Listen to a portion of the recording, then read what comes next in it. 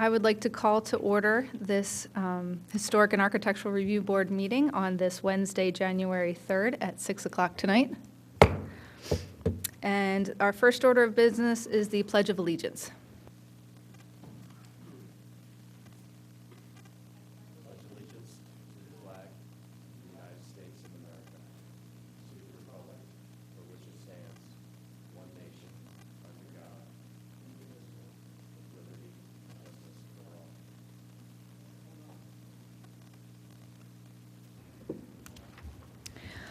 Our new business tonight, we have one item, which is HARB 2018-01, 420 Meadowbrook Avenue, one-car garage accessory structure to be added to the southeast corner of the property. Would you like to approach and give us a little bit of information about it? Excuse me, Madam Chairman, first order of business? Yes. My apologies. Our first order of business is the reorganization of the HARB board.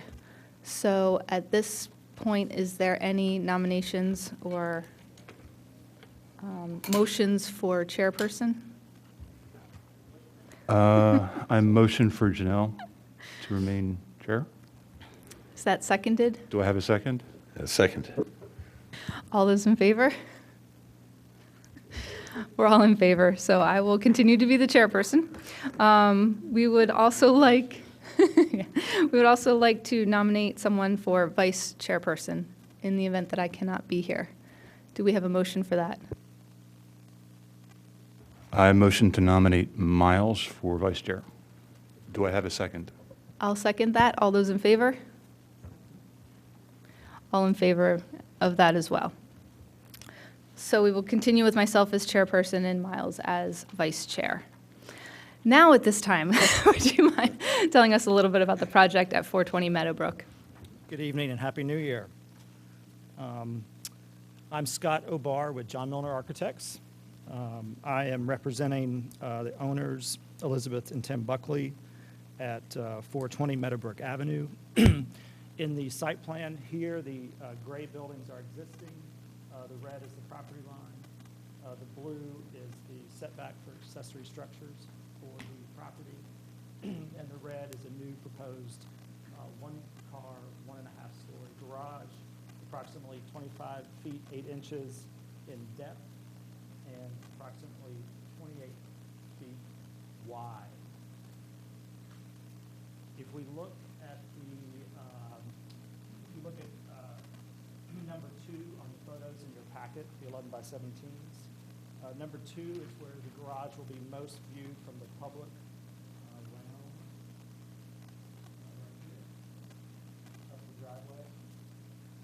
The garage structure will sit approximately 67 feet back from the front elevation of the house. And in your packet, you do have an elevation of the garage with the existing house. The garage, 28 feet in total depth. The only exposed area is 21 feet here from the street. The rest of the garage, 8 feet, is hidden by the existing house. To the ridge is 21 feet from grade at the front elevation. The existing house is at the max 35 feet to the ridge. Contextually, it'll have similar siding details that the current house has. The current house was constructed in, I believe, 2006. In your packet, you also have a quarter scale front elevation full and a side elevation.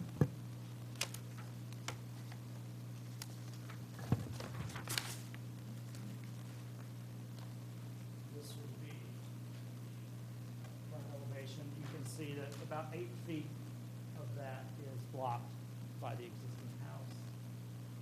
And side elevation, for context, you're trying to get the second floor within the roof with 2 dormers at the second. I'm happy to take any questions or comments. So just to be clear, Scott, the The existing garages that are noted on the first page are on the neighboring properties, correct? Correct. Okay. What is the total square footage of the proposed garage? The total square footage, I calculated out my thought. The footprint of the square footage? We have 28 feet by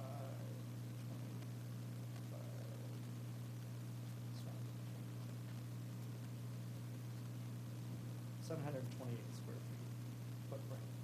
28 feet by, I rounded it up to 26. 728 feet.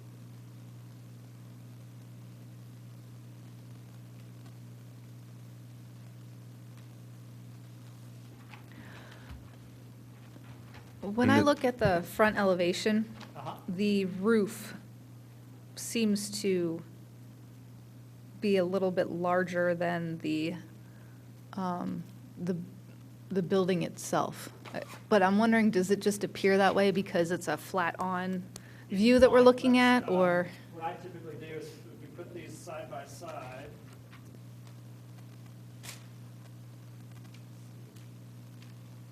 These should be printed at the same scale order.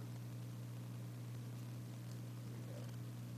We can see that the flat elevation of the front does align, the ridge lines and the even lines as well.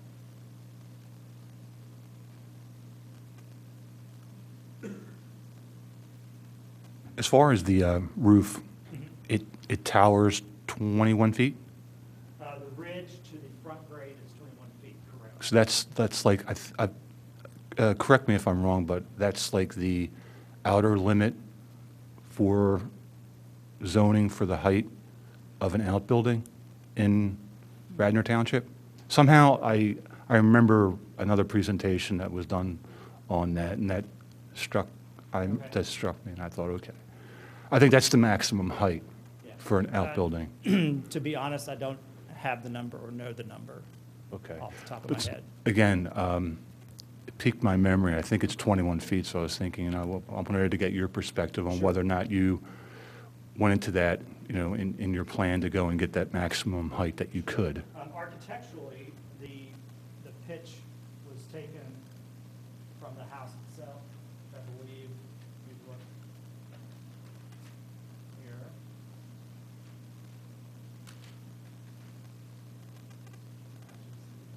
House itself, which I believe is a 10-12 pitch currently.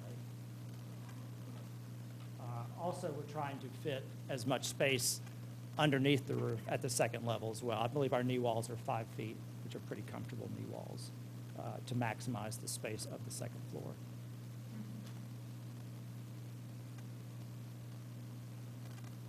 I have a couple of observations as I went and saw this property on foot. Sure. This house is a contributing member of the South Wayne Historic District, and was built in 2007. Correct. In my opinion, I suggest the following, and would like to have your feedback and ideas Sure. on whether or not this would be reasonable. Okay. Instead of the 3 windows on the roof of the proposed garage, I suggest 2 windows in keeping with the symmetry of the windows directly to the right. Okay. I also suggest a gabled roof for these 2 windows instead of a shed roof, Okay. again, in keeping with the symmetry of all the gabled roofs Okay. on the dormers of this house. Mhm. Does that seem reasonable to you? Yes. Can I draw a quick sketch just to make sure we're on the same page? I'm going to compare the sketch with your comments to this sketch here.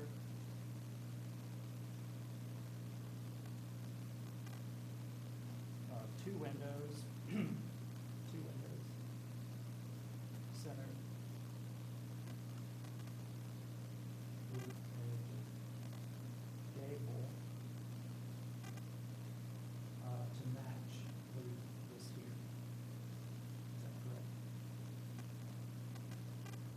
Yes, and then also the other gables on the remaining roof space.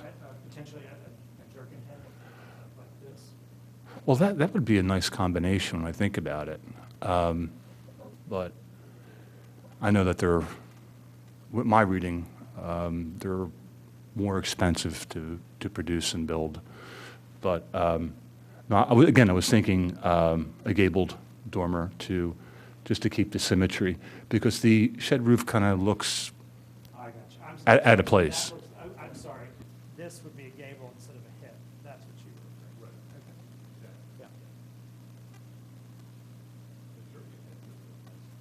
Yeah. Yeah. Okay. Minus the jerkin head, I don't see this as a deal breaker for us.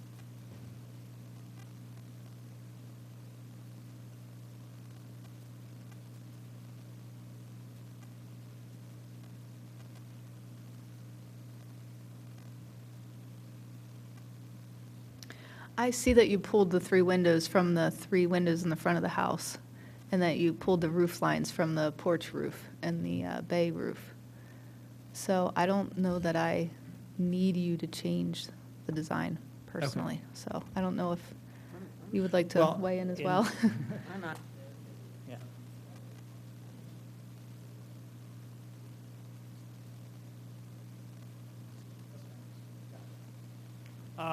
After consulting with our contractor, the second floor plan, although obviously not under review, there's a specific requirement for what our owner would like to do in that, and the 3 windows would be better for that perspective. I understand the comment about the elevation, but if we could keep the 3 windows, I would offer up as a compromise, we could keep the 3 windows, which would keep our plan, and we could potentially look at an option for the shed dormer, potentially, if that was that important.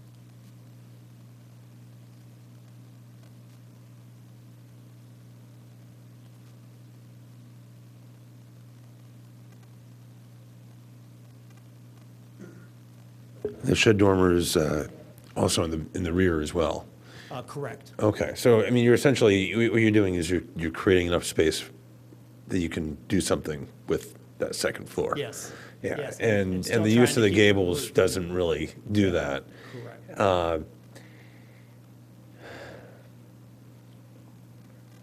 Yeah. It's definitely a tricky space to design if you're trying to, Well, to kind of borrow from yeah. the second floor of the house. Sure, if we're looking, let's look at the shed dormer here. We do intend that it was metal to reflect the metal of the shed here and here, so that those, we are picking up some elements. The more I look at it, it would be hard to keep this and make that a gable. So if we keep the 3 windows, we probably want to keep the shed as well, if possible.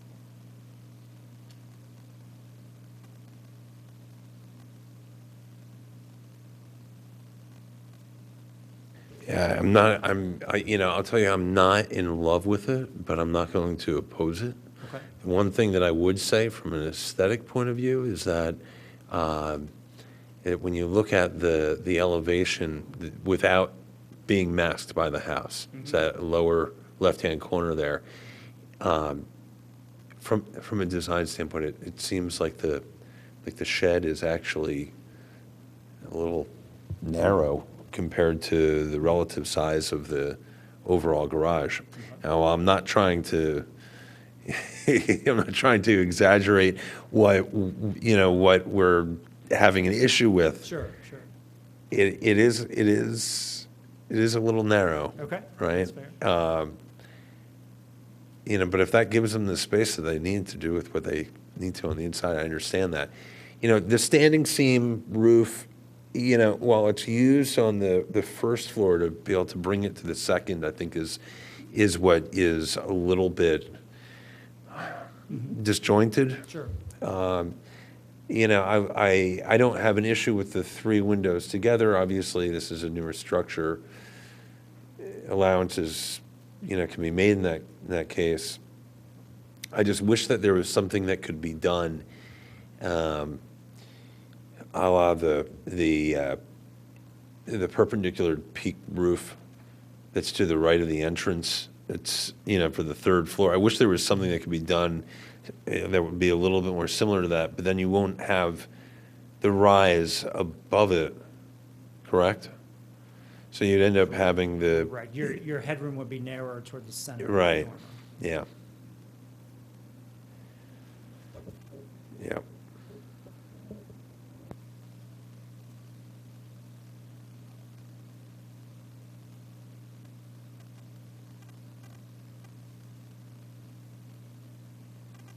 What will that space be used for on this?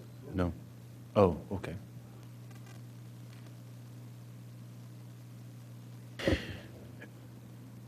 You know,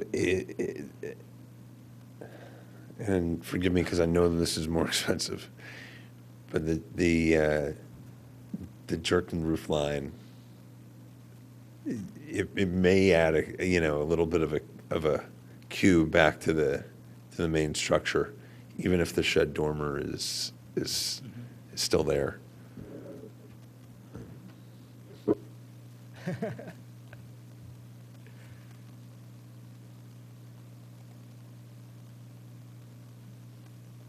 I think it's also good to realize the perspective. Let's look at the site plan again. I mean, it's obvious it will be visible, but this dimension from the front of the house is 67 feet there. It does sit pretty far back.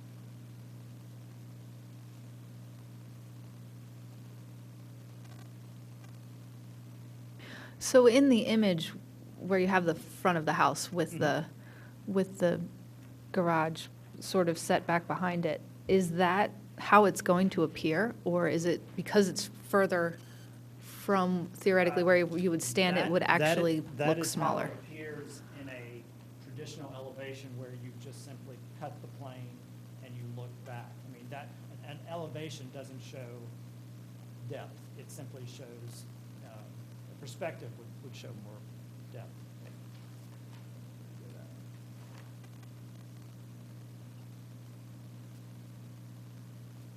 So, correct, no one ever looked, you can never view that entire thing in true elevation. It's because we always look as humans in perspective, so.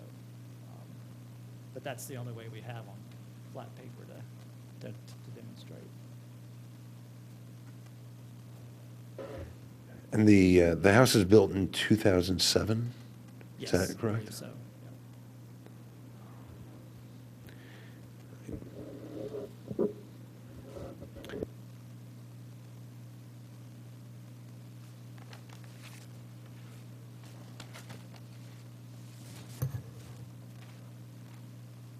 How about we return to that jerkin head idea for the roof of the dormer on the garage? Can you give us a little bit more perspective, in your opinion, on what Sure. that might look like and how it would incorporate Sure. that into the rest of the house? Sure.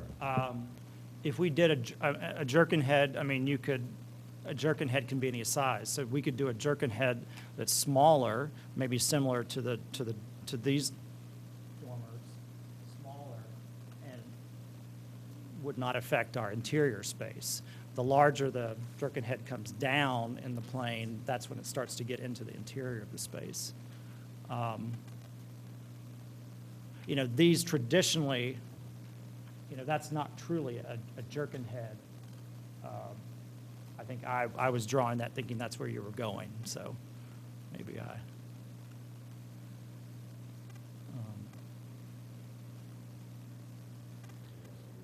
Could I ask a question? Sure. You said 67 feet from the front of the house. Yes. How much to the roadway? From the front of the garage to the front of the roadway? Sure. Yeah. So it's 67 to the front of the house, Yeah. but then the front of the house to the roadway is how far? Gotcha.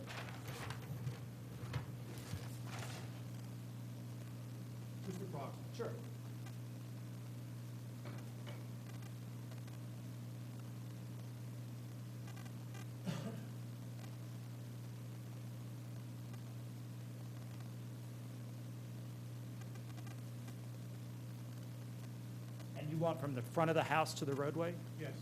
Probably about 80 feet, approximately.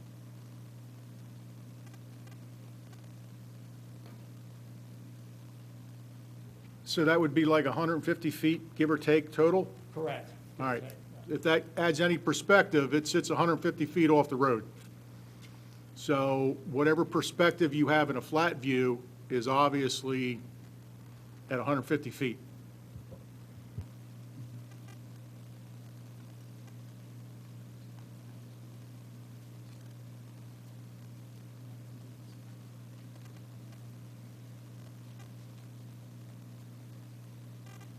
Yes.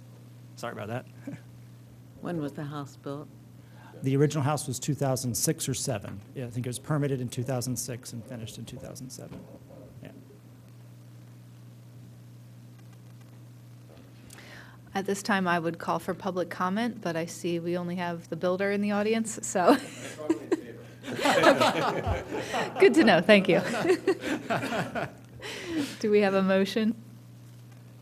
I'll make a motion for a recommendation for a certificate of occupancy, a certificate of appropriateness. Do I hear a second? Seconded. All those in favor? We have a vote of 3, so you'll be issued the certificate. Great, Thank you. you. At this time, it looks like we have some old business. Any updates on the ordinance? I think at this point, we need to review the massing details that Bob had added in. Bob had sent that around to us, so we should all take a moment to take a look through. Feel free to add your comments, and you can either email them all back to me. I'm happy to consolidate. Don't just look at the massing, look at the overall document. There were certain things that you may have noticed that when I had done the previous iteration of it, that I hadn't defined. I hadn't defined what a scattered site is, really. I hadn't, we're not naming it now. We're just simply including it within the allowance for what would potentially be an inclusion should there be a project in which we all go through and select scattered sites. So it simply allows us to have that opening within the ordinance, which I think that we're all in agreement. It seems like there's a fairly strong consensus, or at least there was from the 2017 Board of Commissioners. But that, I think that other than that, it's really just taking a look and seeing, does this feel like it is providing us with a greater definition so that things are a bit more objective and well-defined. When I was looking at this, Miles, I did make one change to the language when you talked about scattered sites. I think it was initially in there, historical significance. I also added architectural significance. So what I've been doing too is, as I come across these things, like in various activities that I'm involved in, if there's suggestions of scattered sites, I'm just keeping a list of those. Beyond that, with the massing issue, I just took a stab at it. I think one way we can look at the massing issue is as a proportion to the total square footage of the original house. And what do we want that ratio to be? I'm thinking, maybe no more than 30% of the total square footage. But again, I'm only just sharing ideas. And I thought maybe this is something that we might want to entertain. I'm certain there are other definitions, but I think as far as keeping an addition down to a proper human scale size, maybe the ratio proportion way would be the way to go. So I think, so I have two comments on that. The first one is, we need to, and this is not for or against, but I think we need to get guidance from Beverly on what we are allowed to list as a scattered site. If it can be, let's say it's a modern building that has architectural significance, is that something that can be added as a scattered site based on the Commonwealth of Pennsylvania's act that allowed for the formation of HARBs in the first place? So are we doing something that is constitutional at first? So I think we'll need to seek guidance on that. And I'll talk to Sarah, because Sarah is quite close with Beverly. They have a good working relationship. And then the second is that I'm in agreement with you that it should be some type of proportion. I think that we need to look to Beverly and say, what's been done in the past? How have other municipalities dealt with this? Because I'm sure that they've encountered some of these issues. We could say a certain percentage is allowed.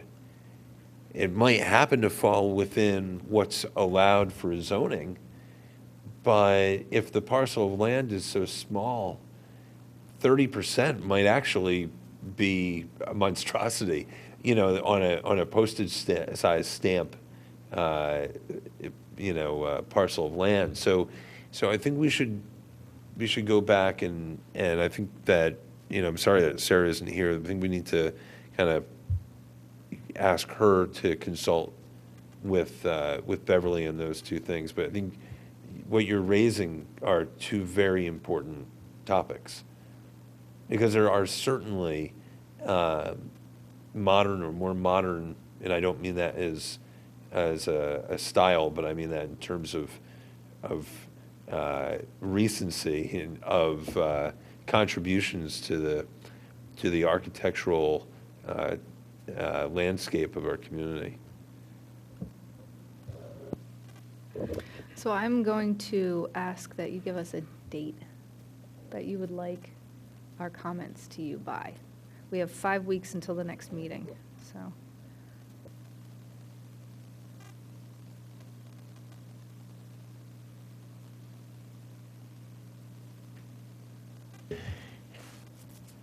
Thursday, the 18th.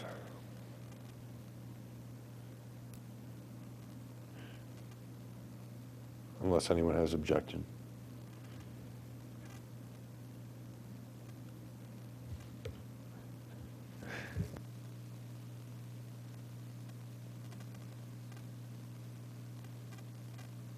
Okay, at this point do you have something else to say? Actually, so this evening, Greg Pritchard sent us an email, and in it, he brought up 2 points. One is a note to us, which we can go through on our own. We don't, each one of us can go through on our own. We don't need to talk about it now.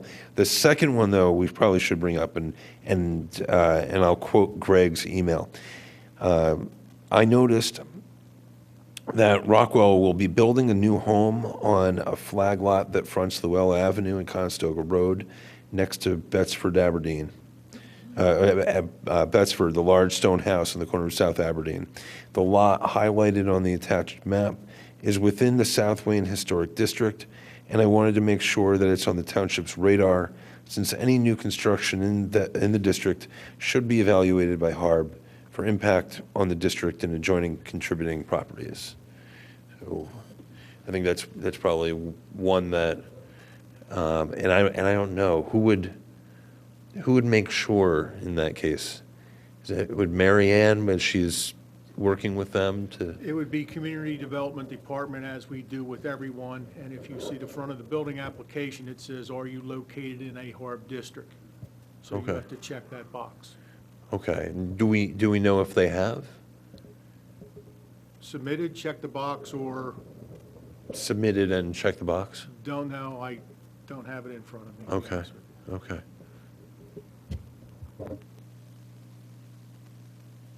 Is there a way that we can find out? Should I, send an Why don't you email s- to? Send me an email tomorrow, and I'll let you know if it's Okay. in on the plan review table. Perfect, all right, All right. excellent, thanks. Anything else? Just one last thought, because this was recently shared with me. What could we do as a HARB, for example, if we have a house that is architecturally significant, that might go back to, say, for example, 1900, 1910, that was designed by a very prominent, nationally known architect, but the house does not sit in a historic district, but just beyond it, and there is one example of this. I went to an open house months ago with this, and it was a gorgeous place. Especially the old servants' quarters were spectacular. Well, there's a possibility, and I know that someone bought the house, but then again, it looks like it didn't go all the way to sale, because now I was informed that the house is back up for sale, and it is. But this particular house, again, is the epitome of this architect's work. And he's more noted in the Midwest than he is here. But there are a number of his examples in Radnor. There's like 4 of them, and 3 of them are all together.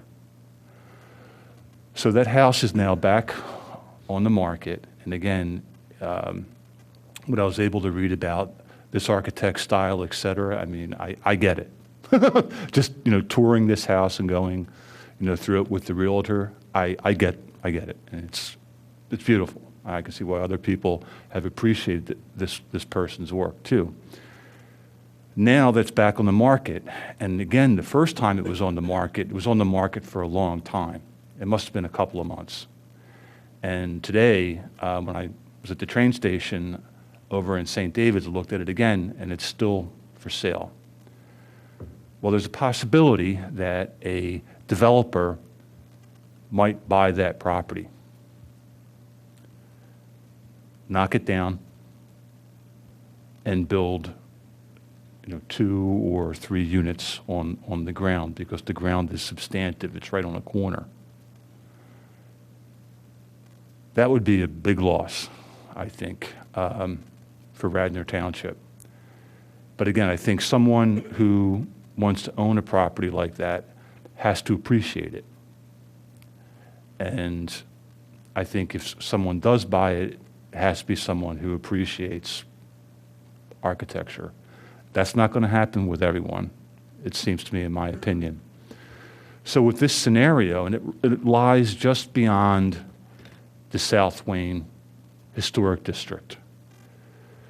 So as this issue was brought up to me, I thought, well, let me share with my fellow colleagues on the HARB that this could be a potential scenario. And again, I think it's something that we need to look at, or at least discuss and dialogue about, because that house again is on the market. It's turning more into a substantial amount of time on the market. The house is, I believe it's for $1.7 million. So again, I wanted to share that with you, that you're aware of it, and as the argument was presented to me, it made a hell of a lot of sense, and I found it very reasonable. I know the property that you're talking about very Okay. well, and it is an absolutely gorgeous house. It is really beautiful. It would be that, I think that's a perfect example of where a scattered site would come in. There really isn't a whole lot we can do unless it would be made a scattered site.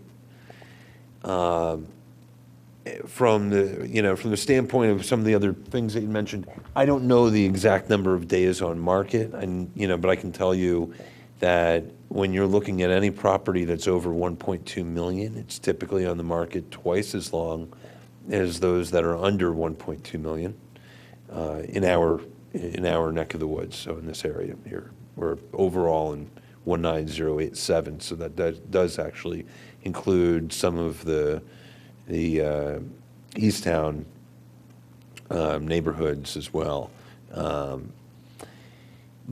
That said, and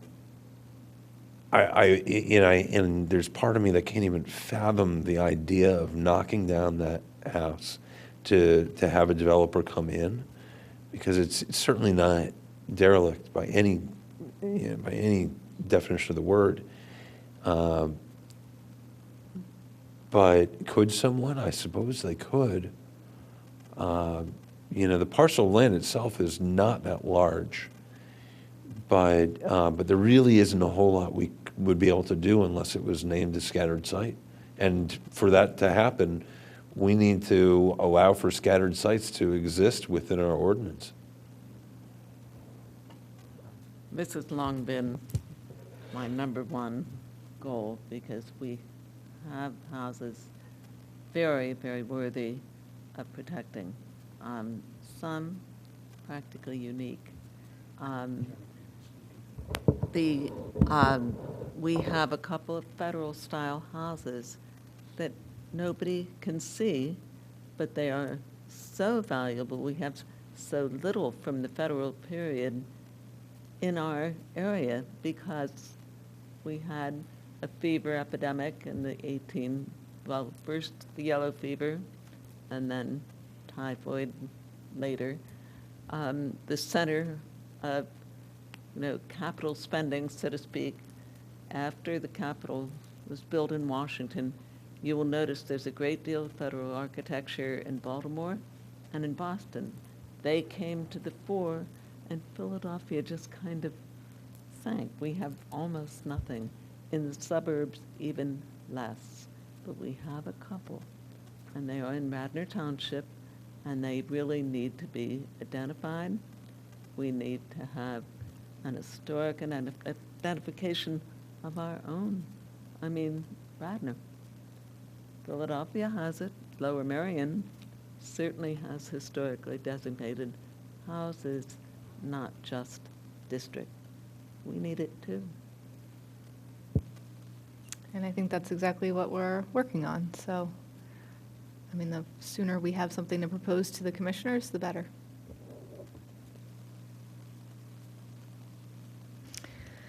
If there's no other comments, then at this time, I will motion to adjourn. Do I have a second? Second. All those in favor? Good? All right, this meeting is adjourned.